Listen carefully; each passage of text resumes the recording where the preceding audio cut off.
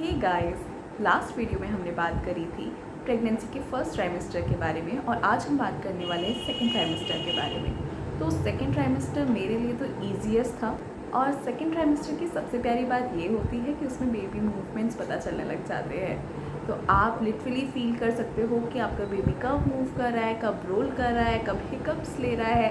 And literally after a time you will also start to differentiate between these movements. So आपको literally पता चल जाएगा baby ने कब किक किया, कब उसने हिकअप्स लिए, कब उसने रोल किया। So you will get to know about all this.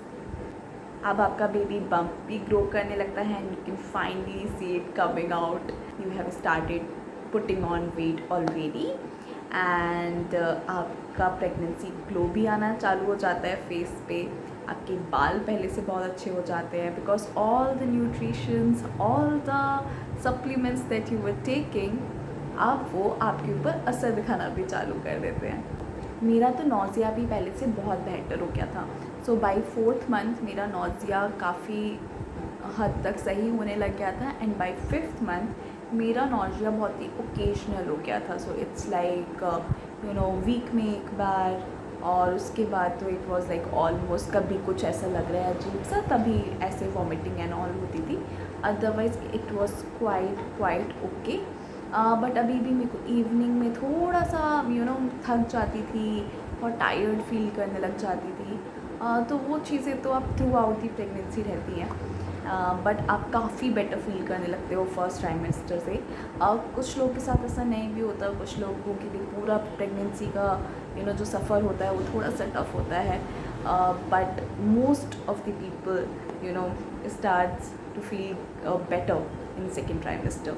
So I hope आपके साथ भी वैसा ही हो, आप भी अच्छा फील करने लग जाए एंड अपनी प्रेगनेंसी को इन्जॉय करें। बिकॉज ये ट्राइमेस्टर ऐसा है कि आपने बहुत ज़्यादा भी वेट पुट ऑन नहीं किया होता है तो आप इजीली सारा काम भी कर लेते हैं और आप एंजॉय भी कर रहे होते हैं अपने चेंजेस को। और जो फर्स्ट ट्राइमेस्टर में जितने इश्यूज़ होते थे वो भी अभी कम होना चालू हो जाते हैं।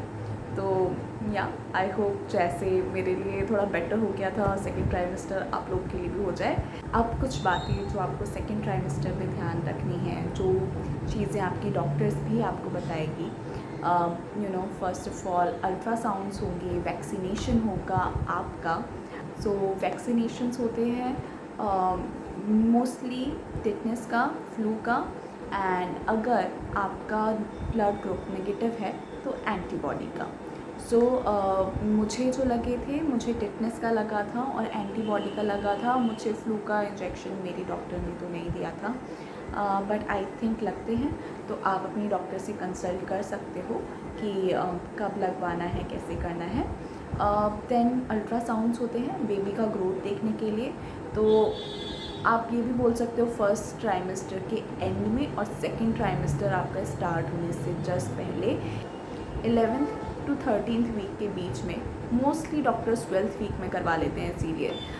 एंटी स्कैन होता है जो कि बेबी के अंदर डाउन सिंड्रोम तो नहीं है ये डिटेक्ट करने के लिए होता है। तो इफ़ यू गाइज मतलब मैंने नहीं करवा पाया था क्योंकि कोविड चल रहा था उस समय और वो टाइम ऐसा था कि हम घर से बाहर नहीं जा रहे थे, तो मेरा वो अल्ट्रासाउंड नहीं हो पाया था। बट बिकॉज हमें डॉक्टर ने बताया था वो किस लिए है, and if any one in your family has the history of down syndrome, I would suggest आपको एक बार वो अल्ट्रासाउंड ज़रूर करवाना चाहिए। Then 18th to 22nd week के बीच में आपका एनोमली टेस्ट होता है। वो एनोमली टेस्ट हमने करवाया था 28th वीक में, which was normal, absolutely normal. उसमें आपके जो बेबी पार्ट्स होते हैं उसका मेजरमेंट्स हो जाते हैं एंड हमारी कंट्री में तो अलाउड नहीं है, बट बाहर की कंट्रीज़ में वहाँ पे आपको जेंडर भी बता देते हैं कि बेबी का क्या जेंडर है। तो आई नो हमारे देश में कुछ लोगों ने उसका बहुत गलत फ़ायदा उठाया है एंड प्रॉब्लली हम इसके बारे में कभी और किसी और वीडियो में बात करेंगे। सो शायद एक जो राइट था एक माँ से वो उन गलतियों की वजह से छीन लिया गया and and now we can not detect the gender of our baby, but anyways एक माँ के लिए तो चाहे बच्चा कुछ भी हो, कोई भी हो, they are just going to love them. So अच्छा ही है कि जो लोग उसका गलत फ़ायदा उठा रहे थे, अब वो उसका गलत फ़ायदा नहीं उठा सकते. एंड या सो वो आप नॉर्मली टेस्ट करवा सकते हैं. बेबी का वेट एंड ऑल, ग्रोथ, सब कुछ पता चल जाता है. एंड उसके बाद आपका एक डॉपलर टेस्ट होता है जो कि 3rd ट्राइमेस्टर में होता है. सो उसके अलावा भी अगर आपके डॉक्टर्स रिकमेंड करें कुछ टेस्ट तो आप वो करवा सकते हो. मेरे डॉक्टर ने यही 3 अल्ट्रासाउंड रिकमेंड किए थे. बाकी आई होप आप लोग ऑलरेडी 1st ट्राइमेस्टर से एक्सरसाइजेस करते हुए आ रहे होंगे, बट अगर आप नहीं कर रहे हो तो please try and do some prenatal exercises. वो आपको थोड़ा सा एक्टिव भी रखते हैं एंड आपको हेल्दी रखने में they help a lot. Because I think मैंने 1st ट्राइमेस्टर की वीडियो में भी आपको बताया था कि दिस मैं प्राणायाम करती थी, मैं एक्सरसाइज करती थी. कुछ और फ़ायदा हुआ हो या ना हुआ होगा, बट पूरे 9 मंथ के पीरियड में मुझे जुकाम तक नहीं हुआ. लाइक लिटरली मेरा पूरा कभी पेट ख़राब नहीं हुआ. It was so health wise it was a very nice period for me. So otherwise मैं काफ़ी जल्दी बीमार पड़ती हूँ. माई immunity is not very great. So yeah, but I felt a difference in me because I was eating healthy, I was having supplements, I was also doing exercise. So I realized one thing: when you give your body, when you nourish your body, it gives you back, it loves you back. So just keep your body nourished. आप healthy खाना खाइए, supplements लीजिए जो भी आपके doctors ने बताए हुए हैं. स्किप मत कीजिए. अगर आप ले सकते हैं तो लीजिए. बिकॉज मैंने आपको बताया था मेरे को काफ़ी ज़्यादा नौज़िया की प्रॉब्लम थी. हाँ जी, ये नौज़िया का जो इश्यू था मेरा, जो मैं दवाइयाँ भी नहीं ले पा रही थी, वो भी कुछ ठीक नहीं हुआ था. बट मैं दवाइयाँ कैसे लेती थी, मैं दवाई लेती थी एंड उसके ऊपर जैसे पानी पिया, मैं साथ में अपना इलायची रखती थी और साथ में मैं 2 इलायची दाना मैंने खा लिया. तो उससे थोड़ा मुझे बेटर लगता था. कई बार उसके बाद भी वॉमिटिंग हो जाता था बहुत, but in a very rare case. Otherwise ले लेती थी. पूरा मेरा तो पूरा बॉडी मुझे अंदर तक एकदम शिवरिंग हो जाती थी कोई भी मेडिसिन खा के. It was a pretty bad experience for me to have any medicine during my pregnancy. But क्या करें, लेना तो था ही, तो लिया मैंने. तो आई होप आपकी कंडीशन मेरे जैसी ना हो. और अगर नहीं है तो प्लीज़ प्लीज़ प्लीज़ रेगुलरली अपने सप्लीमेंट्स लीजिए, रेगुलरली अपनी मेडिसिन लीजिए. प्लस आप प्रीनेटल क्लासेस लेना स्टार्ट कर दीजिए जो कि आपको आपके इस टेन्योर के बारे में एजुकेट करें. इसके बाद आपका डिलीवरी पीरियड, उसके बारे में एजुकेट करें. आपको पोस्ट नेटल पीरियड के बारे में एजुकेट करें. आप ऐसी क्लासेस प्लीज़ ज्वाइन कीजिए so that you have all the knowledge required, because it is very important.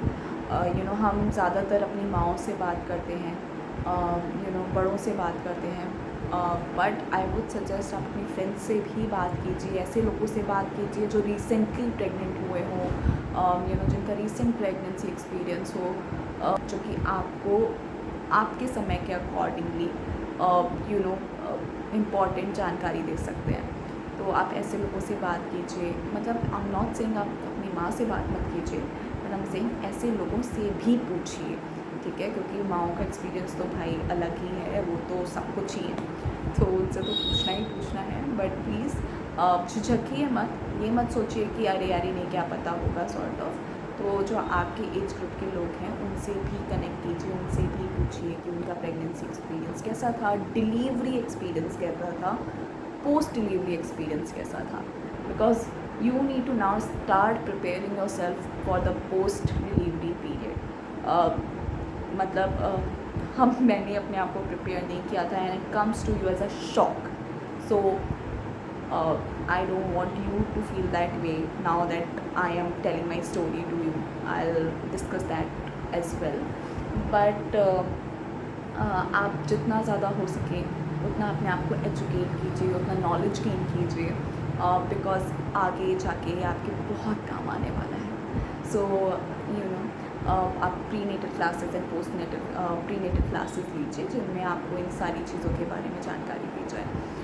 बाकी इस टाइम तक बिकॉज आपका वेट गेन होना स्टार्ट हो जाता है, हो सकता है आपको अपने टांगों में थोड़ा दर्द महसूस होने लग जाता हो, या अदर बॉडी पार्ट्स आपको थोड़ा सा फटीग फील होता हो, तो आप थोड़ा मसाज कीजिए अपने आप को लाइट हैंड से ही। आप खुद ही मसाज कीजिए बिकॉज यू नो बेस्ट कि आपको कितना प्रेशर कहाँ देना है, कहाँ आपको ज़्यादा पेन पॉइंट्स हैं, क्या है। तो आप खुद अपना हल्के हाथों से अपना मसाज कीजिए जहाँ भी आपको दर्द हो रहा है। प्लस आप अपने ब्रेस्ट का मसाज ज़रूर कीजिए। ब्रेस्ट फीडिंग के बारे में अपने आप को एजुकेट कीजिए बिकॉज सम पीपल से अरे बेबी हो जाएगा तो नेचुरली ब्रेस्ट फीडिंग आ जाएगी, बट ऐसा नहीं है। कई लोगों के लिए बहुत ही नेचुरल एक्सपीरियंस होता है, कई लोगों के लिए नहीं होता है, मेरे लिए नहीं था। So please educate yourself about breastfeeding as well if you are planning to do so. If you are not planning to do so, that is also fine. आप बाकी जो methods हैं आप उनके बारे में भी देख सकते हैं। प्लस आप ज़्यादा देर के लिए बैठिए मत। अगर आप काफ़ी देर से बैठे हुए हैं, 1 आध घंटा हो गया है आपको बैठे बैठे, तो थोड़ा उठिए, थोड़ा चलिए फिरिए, और उसके बाद चाहे आप आके वापस से बैठ जाइए। थोड़ा उठिए, पानी पीजिए, थोड़ा सा अपने आप को स्ट्रेच कर लीजिए, एंड देन आप उसके बाद वापस आके अपना काम कंटिन्यू कीजिए because this can cause some serious pain in your hip joints and in your pelvic area and in your legs. So to avoid that, आप बहुत ज़्यादा घंटों तक मत बैठिए। मेरे लिए थोड़ा सा इतना ज़्यादा पॉसिबल नहीं था। मैं बहुत ज़्यादा स्ट्रेस ले रही थी अपनी जॉब का, बिकॉज आई वॉज थिंकिंग कि यार जब मेरे को अभी लीव लेना है इससे पहले मैं अपना सारा काम निपटाऊँ। तो honestly nobody cares about it. Like honestly, you don't need to push yourself this much जितना मैंने कर लिया था। So थोड़ा आपको अभी ये ध्यान रखना है कि आप एनीवेज लीव लेने वाले हो, कोई ना कोई और आएगा और किसी ना किसी को आपकी ज़िम्मेदारियाँ समझनी होंगी, संभालनी होंगी। एंड अगर आपकी कंपनी ने अभी तक आपको कोई भी इस तरह का पर्सन असाइन नहीं किया है जिसको आप अपना काम हैंड ओवर कर सको, सो you don't need to deal with that. Okay, it's now their stress. You have told them that you are going to be on leave, you require support, and if they are not providing you that support, you don't need to take extra headache for them. So yeah, don't take that stress. That's from my personal experience. तो जितना आप stress ले सकते हो, जितना झेल सकते हो उतना झेलो। अननेसेसरली अपने आप को बैठा कर मत रखो। उठो, ब्रेक्स लो, 15 मिनट्स ब्रेक लो हर 1-2 घंटे में, and that's how it is. That's what our doctors also suggest. So if somebody tells you this, you give you tell them that your doctor has told you this and that's why you need to do this. बाकी आप अच्छा खाइए, अच्छा पीजिए, healthy रहिए and enjoy your pregnancy to the fullest. अपने partner के साथ अपना एक्सपीरियंस शेयर कीजिए। सो हम हर वीक अपने बेबी का ग्रोथ ट्रैक करते थे एप्स पे कि बेबी कितना बड़ा हो गया है।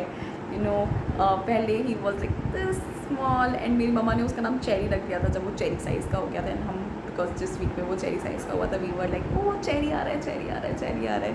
व्हेन यू सी अच्छा अभी बेबी इतना बड़ा हो गया, इतना बड़ा हो गया, इतना बड़ा हो गया, and you feel incredible about it. हम हर वीक 18 तारीख को बैठ जाते थे और रात को 12 बजे हम चेक करते थे अभी क्या स्टेटस है बेबी का, अभी बेबी कितना बड़ा हो गया है, and we used to feel incredible about it. share your happiness with your family, with your husband, with your loved ones, and be happy. Enjoy your pregnancy. हम मिलते हैं नेक्स्ट वीडियो में जिसमें हम बात करेंगे 3rd trimester के बारे में। Till then, share your experience with me in the comment section below. मिलते हैं नेक्स्ट टाइम। बाय।